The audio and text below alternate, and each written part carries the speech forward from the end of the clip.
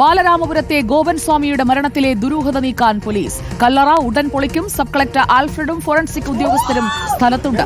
എന്നാൽ കല്ലറ പൊളിക്കാൻ അനുവദിക്കില്ലെന്നാണ് കുടുംബത്തിന്റെ നിലപാട്.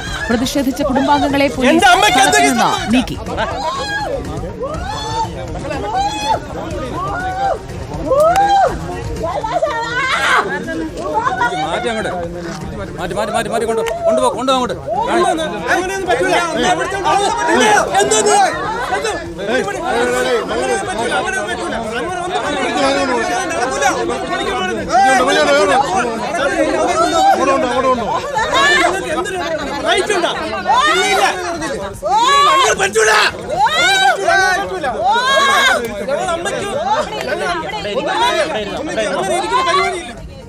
സംഘർഷ സാധ്യത കണക്കിലെടുത്ത് വൻ സുരക്ഷയാണ് പോലീസ് ഏർപ്പെടുത്തിയിരിക്കുന്നത്. സമാധി സ്ഥലത്ത് വെച്ച് തന്നെ പോസ്റ്റ്മോർട്ടം ചെയ്യാനുള്ള സാധ്യതകളും തേടുന്നുണ്ട്.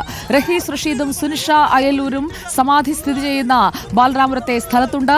ആദ്യം റഹീസിലേക്ക്. റഹീസ് റഷീദ്, കല്ലറ പൊളിക്കാനുള്ള അനുമതിയുണ്ട്. പക്ഷേ കുടുംബത്തിന്റെ ആവശ്യം തങ്ങൾക്ക് സാവകാശം വേണമെന്നാണ്. അത് അനുവദിക്കാനുള്ള സാധ്യതയുണ്ടോ അതോ നടപടികളിലേക്ക് കടക്കുകയാണോ? സാവകാശം അനുവദിക്കാനുള്ള സാധ്യത തീരെ കുറവാണ്. പോലീസും റവന്യൂ ഉദ്യോഗസ്ഥരും നടപടിക്രമങ്ങളിലേക്ക് കടന്നു കഴിഞ്ഞു. നമുക്ക് ഈ കാണുന്ന കല്ലറയുടെ അളവുകൾ ഇതിനകം എടുത്തു കഴിഞ്ഞു.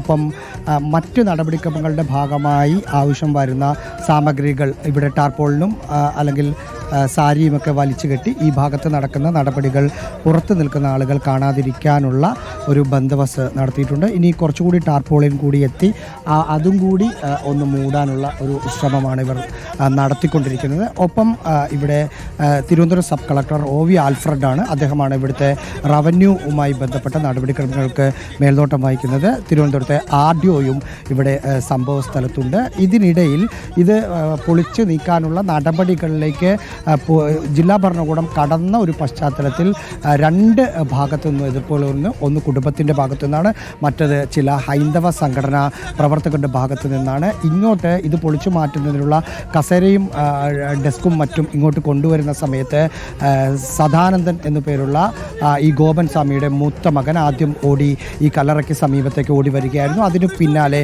രാജസേനനും ഒപ്പം ഇദ്ദേഹത്തിൻ്റെ ഭാര്യ സുലോചനയും ഒരു മരുമകളും കൂടി ഇതിന് മുമ്പിലേക്ക് വന്ന് ഇരിക്കുകയായിരുന്നു. അപ്രതീക്ഷിതമായിരുന്നു അവരുടെ ഭാഗത്തു നിന്നുള്ള നീക്കങ്ങളുള്ളത്. പോലീസ് അവരെ നീക്കാനുള്ള ഒരു ശ്രമങ്ങൾ നടത്തി. ആദ്യം പിടിച്ച് അവരെ മാറ്റാനുള്ള ഒരു ശ്രമം നടത്തിയപ്പോൾ അതിനവർ വഴങ്ങിയില്ല.